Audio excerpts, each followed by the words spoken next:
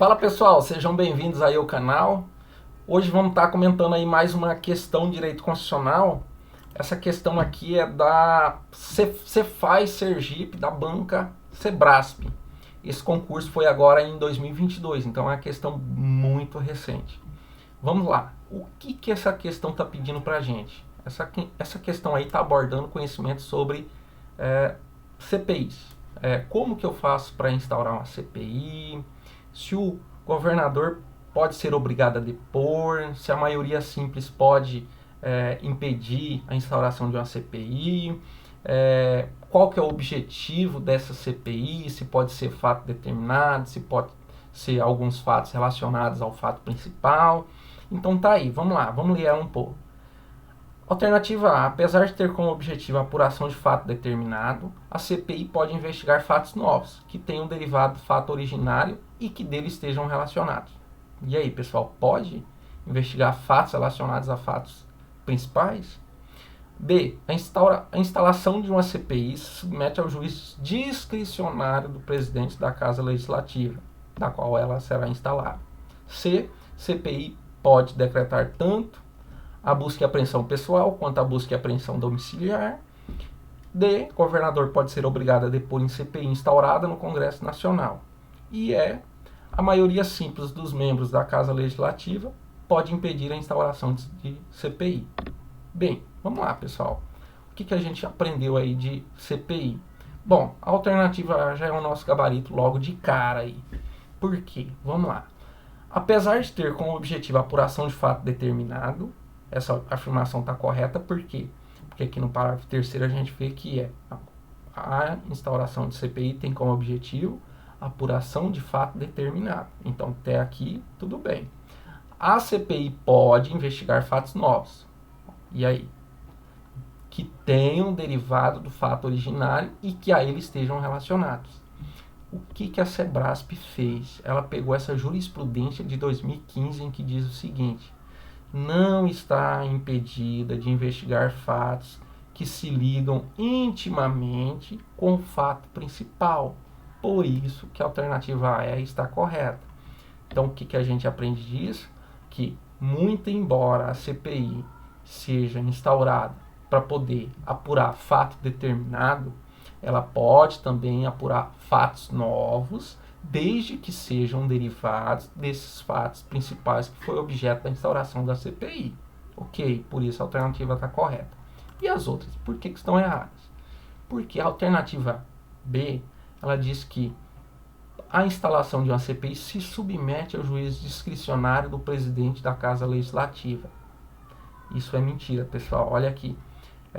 Informativo 1013 do STF, olha, de 2021. A instalação de uma CPI não se submete a um juízo discricionário, seja do presidente da Casa e seja do plenário da própria Casa Legislativa. Então, está aí a jurisprudência de 2021 dizendo que não se submete a esse juízo discricionário.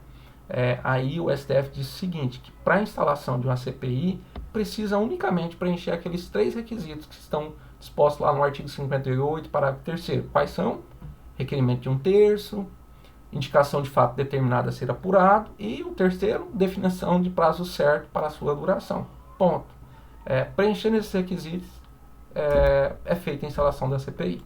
E a alternativa C, por que está errado? Porque aqui no final ela colocou o seguinte, que a CPI pode decretar busca e apreensão pessoal, até aí tudo bem, pode mesmo. Agora, busca e apreensão domiciliar, não, porque é reserva de jurisdição. Informativa aí também, na verdade, um julgado de 2015 do STF. CPI tem poderes para determinar busca e apreensão de bens, objetos, computadores, desde que essa diligência não se efetive em local inviolável, como os espaços domiciliares. Vamos lá, na tela seguinte a gente vai ver, olha, o que a CPI pode e o que a CPI não pode. Mas o que é interessante para a gente nesse momento? Não confundir. Não confundir o que? Busca e apreensão pessoal pode ser realizada sem autorização judicial. Então a CPI pode, porque não tem reserva de jurisdição. Porém, busca e apreensão domiciliar é imprescindível autorização judicial. Chama atenção aqui para esse item aqui. O que a CPI pode? a CPI pode tomar o depoimento de quaisquer autoridades federais, estaduais e municipais. Qual que é a exceção, pessoal? E as bancas exploram as exceções. Exceção: não é possível a convocação de presidente da República, vice-presidente da República e ministros do STF para depor em CPI. Por quê?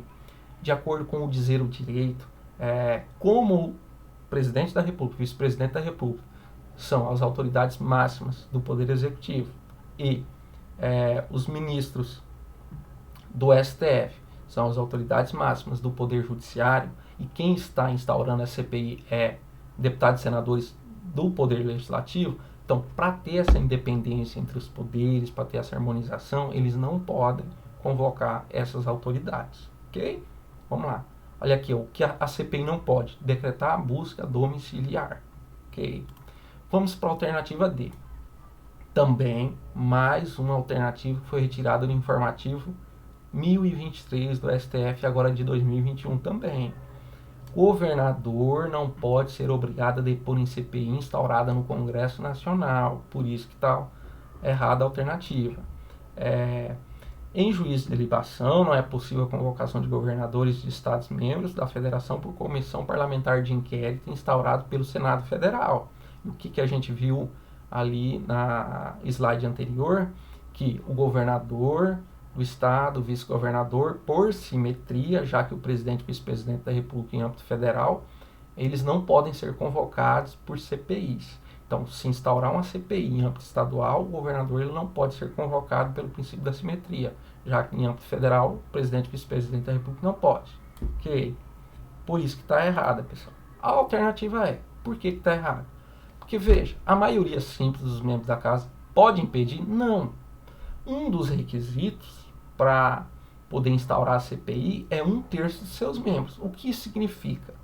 Significa que, se conseguir reunir 1/3 dos membros para aprovar a instauração da CPI, se conseguir exatamente 1/3 mais 1, então quase 2/3, que é mais da maioria, pode ser contrário à instauração da CPI, mas, de acordo com a jurisprudência do STF, aqui, ó, e já um julgado antigo, a norma escrita no artigo 58, parágrafo 3º da Constituição, destina-se a ensejar a participação das minorias parlamentares. Por que minorias? Porque é 1/3 no processo de investigação legislativa, sem que, para tanto, mostre necessária a concordância das agremiações que compõem a maioria parlamentar. Então, vimos aí uma questão recente cobrando muita jurisprudência. E, assim, jurisprudências recentes.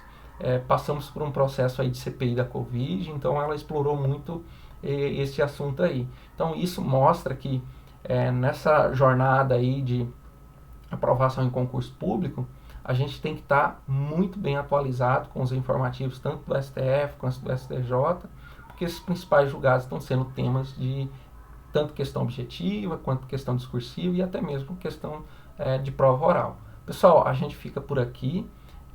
Sigam lá no Instagram, @professor.merotti, e fiquem atentos aí no canal do YouTube, que sempre vou estar postando mais vídeos com questões comentadas. Abraço, pessoal, fiquem com Deus. Tchau, tchau.